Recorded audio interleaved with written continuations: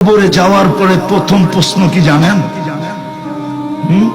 কয়টা প্রশ্ন? তিনটা আমিও মানি, কিন্তু মেইন প্রশ্ন একটা। কয়টা? কয়টা? ভালো মতে শুনেন, কিন্তু ভালো মতে। মেইন প্রশ্ন কয়টা? এটা ইমাম বুখারী লেখছে, আমি লিখি নাই। ইমাম মুসলিম লেখছে, আমি লিখি নাই। কিতাবুল জানায়েজে লেখছে। আমি 2 দিন আগেও পড়াইছি, আজকেও জোহরের পরে পড়াইছি ওই হাদিস। পঞ্চম পাড়ায়, বুখারী শরীফের পঞ্চম পাড়ায়, আজকে জোহরে আমি পড়াইছি। মেইন প্রশ্ন কয়টা? একটা। এটা পারলো তো বাকি দুটা ওকে ওকে হয়ে গেল। এটা পারলো না তো বাকি দুটা ওকে হইল না। তিনটা আমি মানি, আবু দাউদ শরীফে আছে।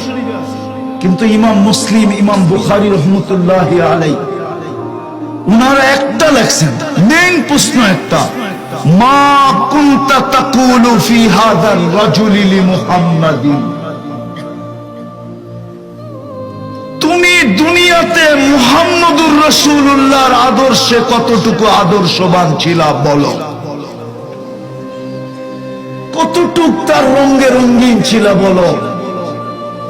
তার সম্বন্ধে তোমার কতটুকু ধারণা ছিল বলো। কতটুকু তুমি তাকে চিনতে বলো। কতটুকু তার আলোচনা করতে বলো। কতটুকু তার সম্বন্ধে পড়তে বলো।